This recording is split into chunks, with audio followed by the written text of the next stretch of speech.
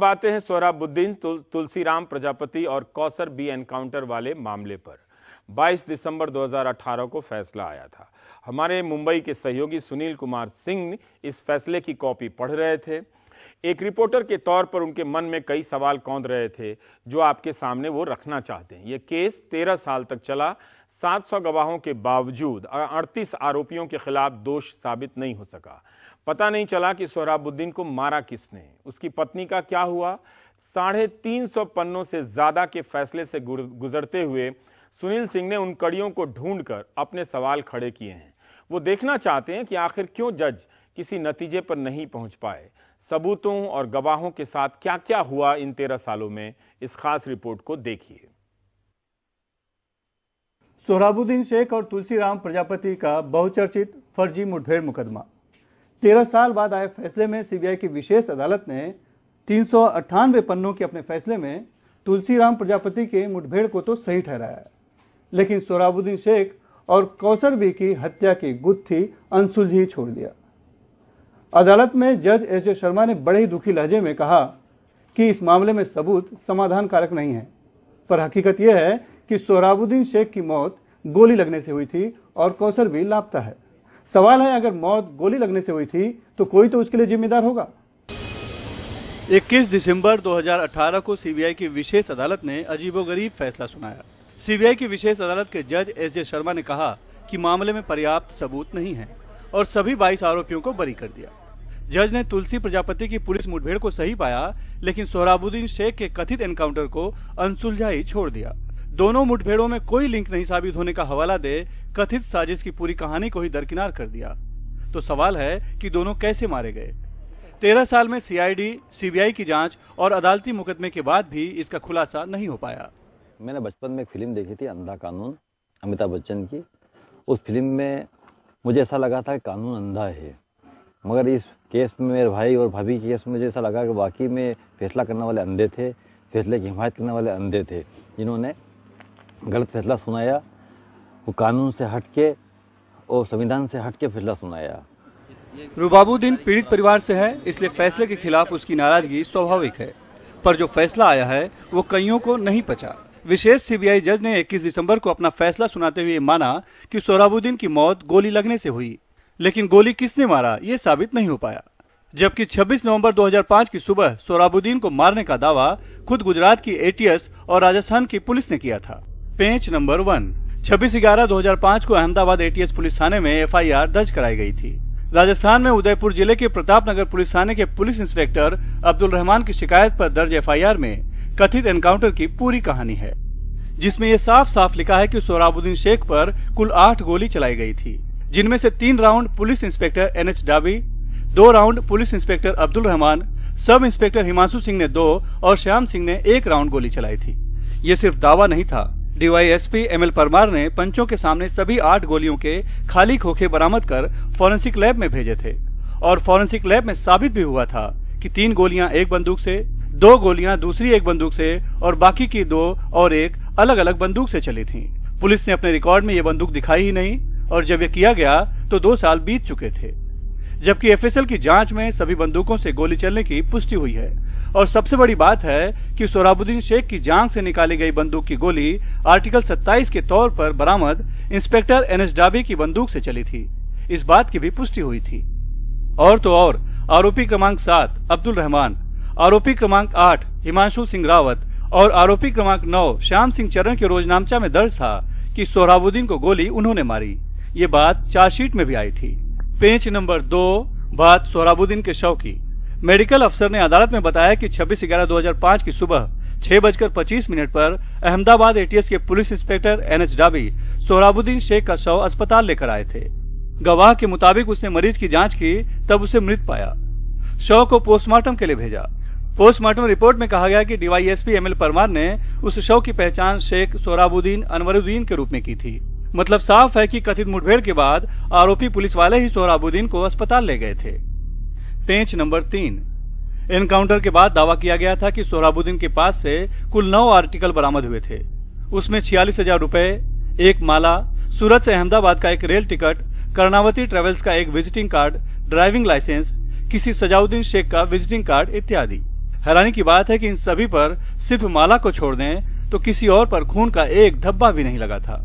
दूसरी बात, ऊपर बरामद सभी आर्टिकल ना तो अस्पताल में बरामद किए गए थे और ना ही शव के पास से। सभी आर्टिकल पुलिस ने एटीएस के दफ्तर में पंचों के सामने बरामद दिखाए। पेंच नंबर 4, एटीएस दफ्तर के पंचनामा में ही सोहराबुद्दीन के पास से ही नोकिया मॉडल नंबर 1100 का एक मोबाइल फोन भी बरामद होने का दावा किया गया था।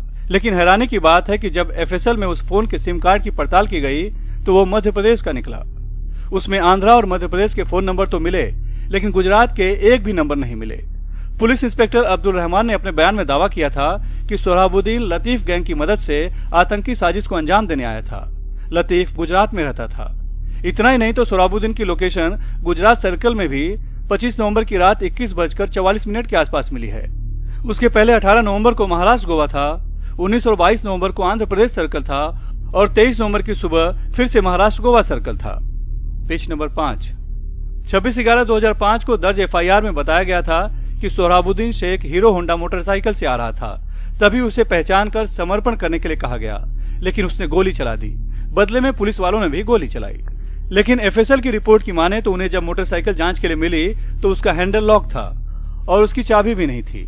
जांच में पता चला था कि उक्त मोटरसाइकिल किसी शौक सिंह की थी और उसने 25 नवंबर को ही मोटरसाइकिल चोरी होने की शिकायत दर्ज कराई थी।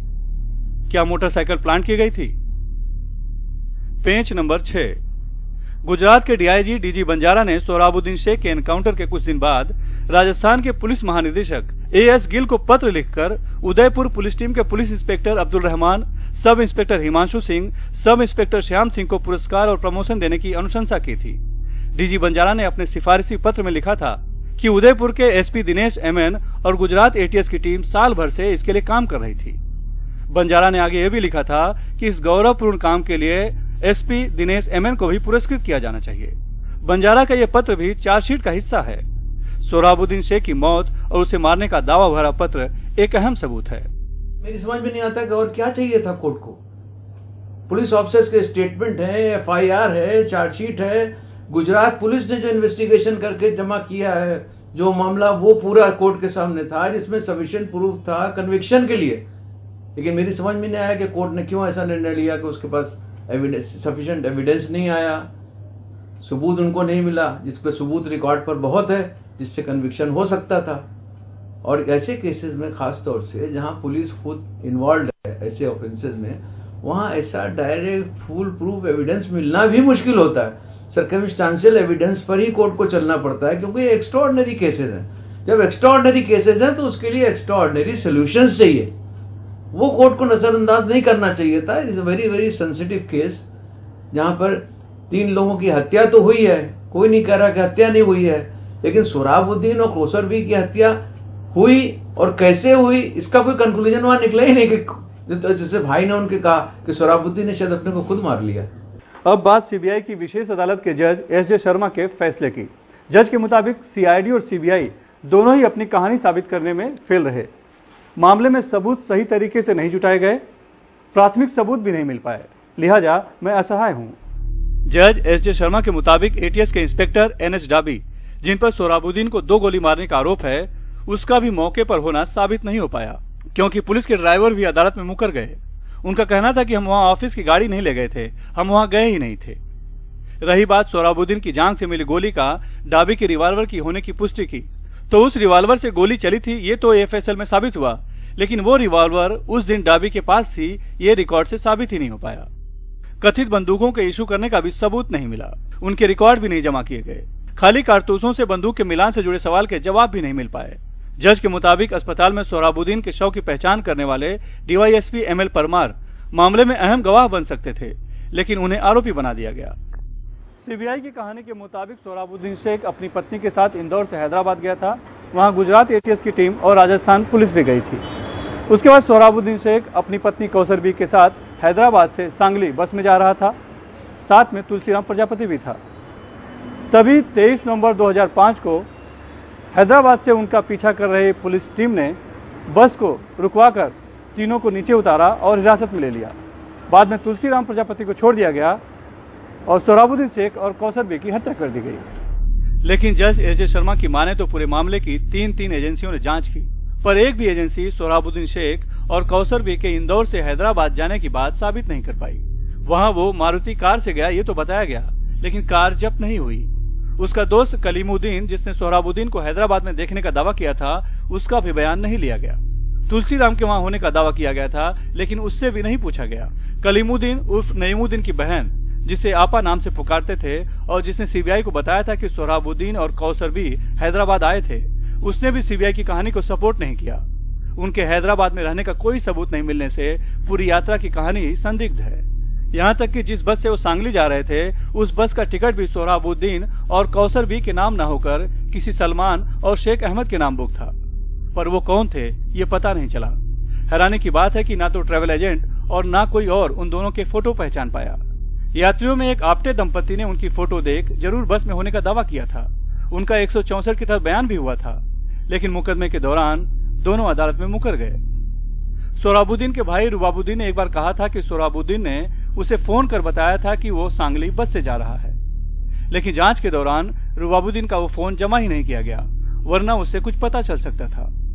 बताया गया कि कौसर भी उस समय पेट से थी, लेकिन उसके लिए कोई मेडिकल पेपर नहीं जमा किए गए। बताया गया कि अहमदाबाद एटीएस की एक टीम हैदराबाद गई थी, लेकिन कौन सी गाड़ी, वहां कहां रुके, इसके भी कोई पुख्ता सबूत नहीं पेश किए गए। यहाँ तक कि हैदराबाद में सीआरपीएफ गेस्ट हाउस के रिकॉर्ड में जिस कॉलिस कार का नंबर नोट था, उसे चलाने वाले एटीएस के ड्राइवर नाथुबा जडेजा, चार्जशीट गवाह नंबर 105, और एक और दूसरे ड्राइवर गुरदयाल सिंह, चार्जशीट गवाह नंबर 106, दोनों सीबीआई के स्टार गवाह थे। दोनों ने बताया कि उस कॉलिस कार का नंबर प्लेट उन्होंने 22 नवंबर को बदला था, जबकि सीआरपीएफ के गेस्ट हाउस के रिकॉर्ड में वो 21 नवंबर को ही नोट कर लिया गया था।